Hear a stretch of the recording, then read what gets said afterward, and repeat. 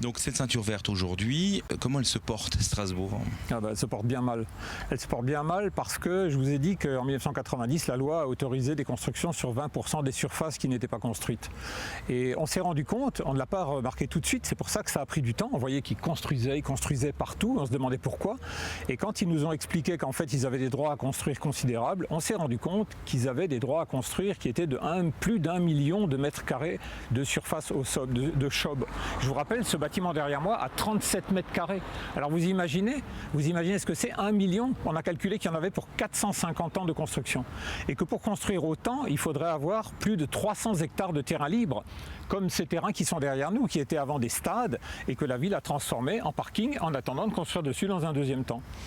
Donc alors, l'association Zona a fait des recours. Est-ce que ces recours ont été faciles?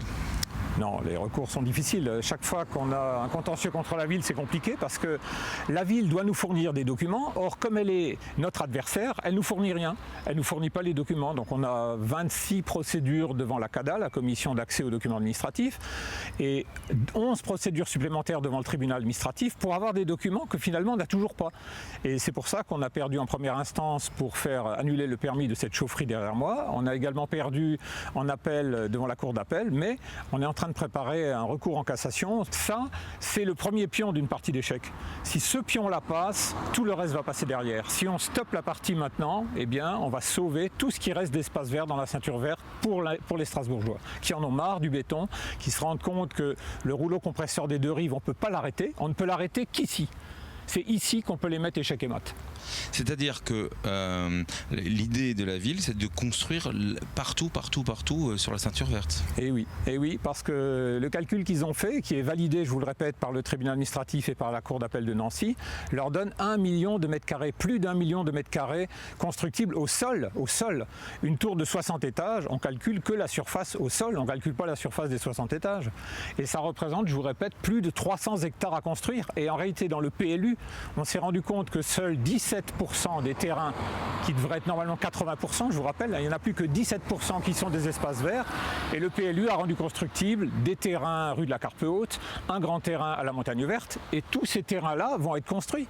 Ils vont construire sur les stades, sur les parkings. Et c'est affolant, c'est affolant. Et rien ne les arrête parce qu'ils pensent qu'ils ont droit. Ils ont droit de le faire, donc ils font. Vous contestez leur méthode de calcul. Oui. Expliquez-nous quelle est leur méthode et pourquoi vous le contestez. C'est assez compliqué. Je peux vous donner quelques exemples simples. Premier exemple, au bout de cette parcelle, il y a le canal de dérivation. Et bien pour eux, 20% de la surface du canal de dérivation correspond à des droits à construire. De l'autre côté du canal de dérivation, il y a l'autoroute A350 qui représente ici 5 hectares 70. Et bien pour eux, 5 hectares 70, 20% représentent des droits à construire. Je ne sais pas si vous imaginez, et c'est pareil avec les ponts, les tunnels, les voies ferrées, les cimetières, et même les terrains déjà construits.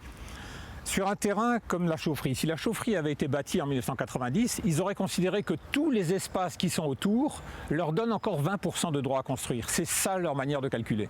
Pour nous, dès qu'il y a une construction sur un terrain, il n'est plus non edificandi, donc il est construit. Donc ça veut dire, si je comprends bien, eux ils prennent la totalité de la surface de la zone verte, y compris les zones sur lesquelles on ne peut pas construire.